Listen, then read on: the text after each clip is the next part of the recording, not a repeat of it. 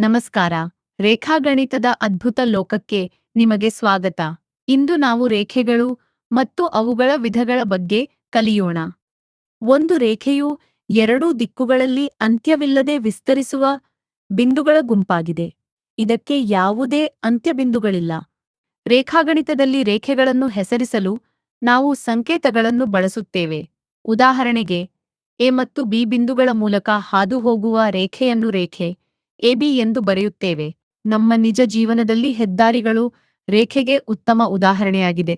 ಇವು ಎರಡೂ ದಿಕ್ಕುಗಳಲ್ಲಿ ಬಹಳ ದೂರದವರೆಗೆ ಅಂತ್ಯವಿಲ್ಲದೆ ಸಾಗುತ್ತವೆ.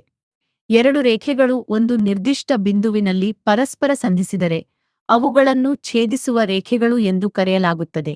ಆ ಬಿಂದುವನ್ನು ಛೇದನ ಬಿಂದು ಎನ್ನುತ್ತಾರೆ. ಎರಡು ರೇಖೆಗಳು ಎಂದಿಗೂ ಸಂಧಿಸದಿದ್ದರೆ ಅವುಗಳನ್ನು ಸಮಾನಾಂತರ ರೇಖೆಗಳು ಎಂದು ಕರೆಯಲಾಗುತ್ತದೆ. ಸಮಾನಾಂತರ ರೇಖೆಗಳು ಒಂದೇ ದಿಕ್ಕಿನಲ್ಲಿ ಚಲಿಸುತ್ತವೆ ಮತ್ತು ಅವುಗಳ ನಡುವಿನ ಅಂತರವು ಸ್ಥಿರವಾಗಿರುತ್ತದೆ. ರೈಲ್ವೆ ಹಳಿಗಳು ಸಮಾನಾಂತರ ರೇಖೆಗಳಿಗೆ ಉತ್ತಮ ಉದಾಹರಣೆ. ಎರಡು ರೇಖೆಗಳು 90 ಡಿಗ್ರಿ ಕೋನದಲ್ಲಿ ಛೇದಿಸಿದರೆ ಅವುಗಳನ್ನು ಲಂಬ ರೇಖೆಗಳು ಎಂದು ಕರೆಯಲಾಗುತ್ತದೆ. ಲಂಬ ರೇಖೆಗಳು ಒಂದು ನಿರ್ದಿಷ್ಟ ರೀತಿಯ ಛೇದಿಸುವ ರೇಖೆಗಳಾಗಿವೆ. ಒಂದು ಗೋಡೆಯು ನೆಲವನ್ನು ಸಂಧಿಸುವ ಸ್ಥಳವು ಲಂಬ ರೇಖೆಗಳಿಗೆ ಒಂದು ಉದಾಹರಣೆಯಾಗಿದೆ. ಈ ಕೆಳಗಿನ ಚಿತ್ರಗಳನ್ನು ಗಮನಿಸಿ. ಇವುಗಳಲ್ಲಿ ಯಾವುದು ರೇಖೆಯ ಸರಿಯಾದ ಚಿತ್ರಣವಾಗಿದೆ?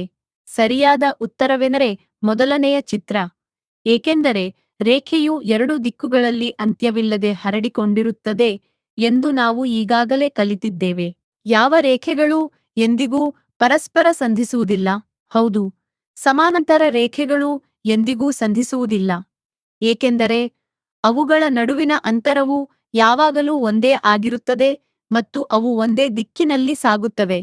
ಹೀಗೆ ನಾವು ಕಲಿತ ಪದಗಳನ್ನು ಸದಾ ನೆನಪಿಟ್ಟುಕೊಳ್ಳಲು ಇಂದು ನಾವು ಚರ್ಚಿಸಿದ ಮುಖ್ಯ ವಿಷಯಗಳನ್ನು ಮತ್ತೊಮ್ಮೆ ಪುನರಾವರ್ತಿಸೋಣ. ರೇಖೆ ಎಂದರೆ ಎರಡು ದಿಕ್ಕುಗಳಲ್ಲಿ ಅಂತ್ಯವಿಲ್ಲದೆ ಸಾಗುವ ಬಿಂದುಗಳ ಗುಂಪು.